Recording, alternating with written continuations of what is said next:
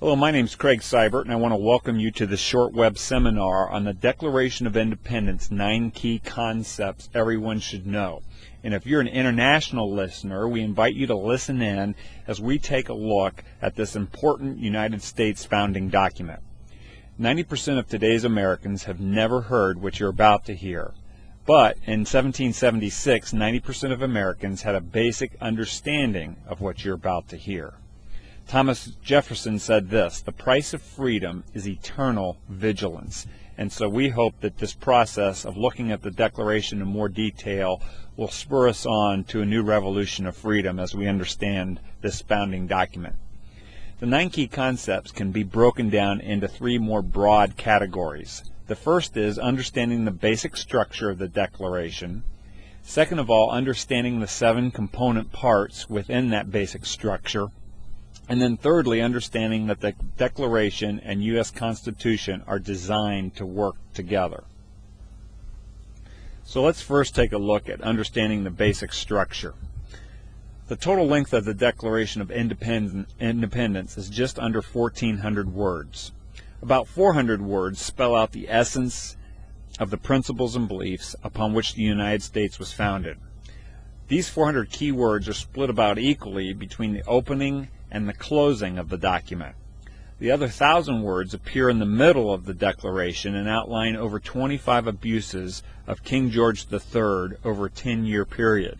And so you can see the significance of the weight of the introductory words, the closing words, where some key concepts are outlined, and then these middle words, which there are 1,000 of them, really outline the abuses of King George III.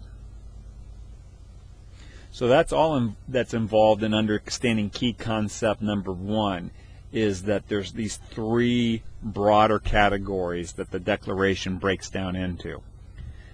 Now let's take a look at the 7 component parts. Now as we look at the detail of these 7 parts, we find that 4 of them are included in the introductory remarks. The first is the reason for the Declaration, and this is stated in the opening sentence. When in the course of human events it becomes necessary for one people to dissolve the political bands which have connected them with another, and to assume among the powers of the earth the separate and equal station to which the laws of nature and of nature's God entitle them, a decent respect to the opinions of mankind requires that they should declare the causes which impel them to separation. And so this is the introductory remarks for why the Declaration is being written. The second thing that's in that introductory remarks, in that general category, are the self-evident truths that many people are familiar with. We hold these truths to be self-evident, that all men are created equal, that they are endowed by their Creator with certain unalienable rights, that among these are life, liberty, and the pursuit of happiness. That among these are life, liberty, and the pursuit of happiness. And in our modern age, we confuse happiness with hedonism, and that is not what the founders of this document had in mind. Their perspective of happiness in 1776 would have meant this: that the individual would have the freedom to use their time, talent, and resources to pursue the directions in life that they believed would bring them the most satisfaction and would benefit their family, friends, fellow man, and future generations the most. What's also interesting about this introductory paragraph is this. In this short paragraph, the founders also describe the purpose of government, and they say this: that to secure these rights, governments are instituted among men deriving their just powers from the consent of the governed. And so in this short sentence, they're basically saying the reason for government's existence is to secure those rights. And then lastly, in this introductory paragraph, they give reasons for altering or abolishing a form of government. And they say this: that when any form of government becomes destructive of these ends, that is, preserving the self-evident truths that they had already named, it is the right of the people to alter or to abolish it and to institute new government, laying its foundation on such principles and organizing its powers in such form as to them shall seem most likely to affect their safety and happiness. And so in this first paragraph, the most important thing of the four we've just looked at are these self-evident truths: that we're created equal, that we're endowed by our Creator with unalienable rights, and those rights among many would be life, liberty, and the pursuit of happiness. These are four huge concepts in this first couple of sentences: the reason for the Declaration, the self-evident truths, the purpose of government, and the abolishment of government, and the reasons for it. Now, as I said before, the middle section, which is the biggest section, is the list of grievances against King George, and there are over 1,000 words in this section.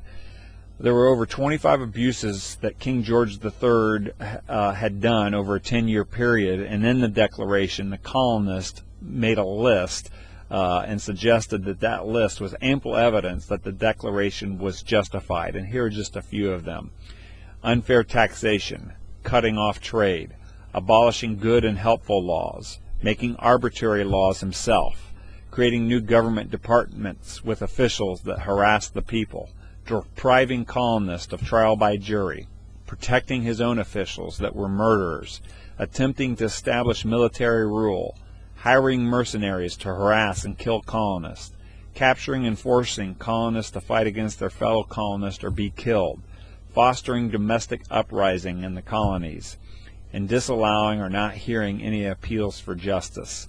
And so those 25 abuses kind of fall into these general 12 categories, and they're listed there in this middle section. So the list of grievances is shown there. Now we move to the final section where the Declaration is actually stated, and this is the statement: "We therefore, the representatives of the United States of America and General Congress assembled, appealing to the Supreme Judge of the world for the restitute of our intentions, do in the name and by the authority of the good people of these colonies solemnly publish and declare that these united colonies are and of right ought to be free and independent states." That's the Declaration statement. After that statement, the rights of these united sovereign states are listed, and they include: and that all political connection between them and the state of Great Britain is and ought to be totally dissolved, and that as free and independent states they have full power to levy war, conclude peace, contract alliances, and establish commerce, and to do all other acts and things which independent states may of right do. Now notice here that they title the state of Great Britain as what they're dissolving from, and then they declare that the free and independent states of the United States have the rights and privileges of states. And so the colonists did not view them dissolving 13 colonies into one national government, but they viewed each of the states as sovereign states on the order of Great Britain, France, and other global states that existed at that time. And so it was literally the United States of America that they were doing, the United Sovereign States that they were making a declaration for. The seventh and last part in the last sentence is what I call the pledges. And this is where they make a pledge to God, and they say this: "And for the support of this declaration, with a firm reliance on the protection of divine providence," so a pledge to God and seeking His protection, and then a pledge to each other. "We mutually pledge to each other our lives, our fortunes, and our sacred honor." So in July and August of 1776, the signing of the Declaration took place. July 4th, John Hancock signed it. A printed copy was drawn up. It was announced to the people. And on August 2nd, the rest of the 56 signers signed the Declaration of Independence to make it official. You can have a better understanding of the Declaration of Independence. You now know more than 90% of Americans do about this document by simply reading the first 200 words and the last 200 words. Challenge others to do the same. Don't settle for bland or manipulated history. And then the last concept falls into the third and final category, and that is to understand that the Declaration of independence and the Constitution work together. And you need to take advantage of watching the short web seminar on that concept, that these two documents are designed to be interpreted together and can only fully be understood when it's done. As we conclude, there are some additional resources you may want to take advantage of after watching the YouTube videos on this playlist. For more freedom videos, check out July4thfreedom.com. For tools on growing in your faith, check out the 21dayfaithexperiment.org. For complete worldview training that integrates faith and life, check out biblicalworldviewtraining.org. And then finally, to team up with other young professionals that are making a difference in the world, check out PriorityAssociates.org. My name's Craig Seibert.